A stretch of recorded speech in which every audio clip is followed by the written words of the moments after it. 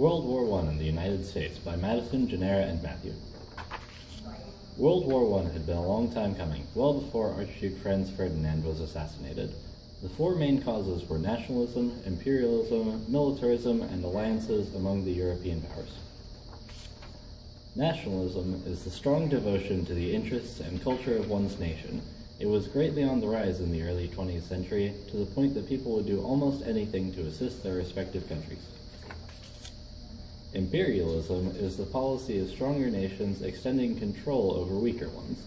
Imperialism was very popular among the major powers of the time. It had become a major competition point as each nation attempted to collect more territory than the others. Another way for countries to compete was through their militarism.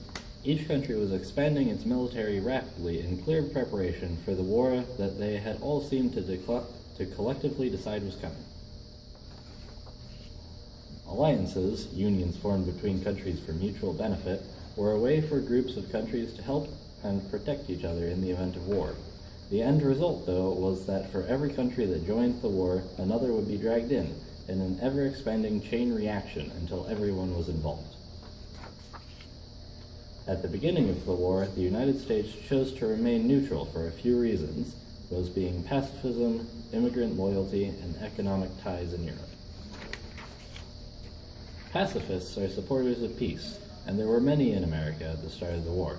They didn't feel like U.S. involvement was necessary and wanted to avoid the casualties that would result from it.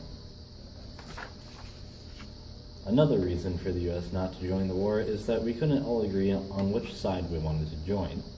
The diverse immigrant groups of America held loyalty to all parties involved in the war, making it hard for the country to support one side or the other.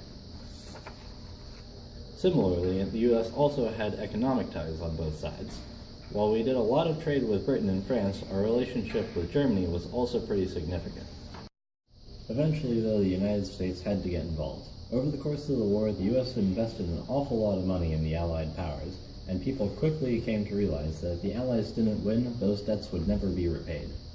Germany also wasn't making any friends with their practice of unrestricted submarine warfare, in which they blew up any ships they thought might have Allied cargo, which included far more American ships than the U.S. could allow.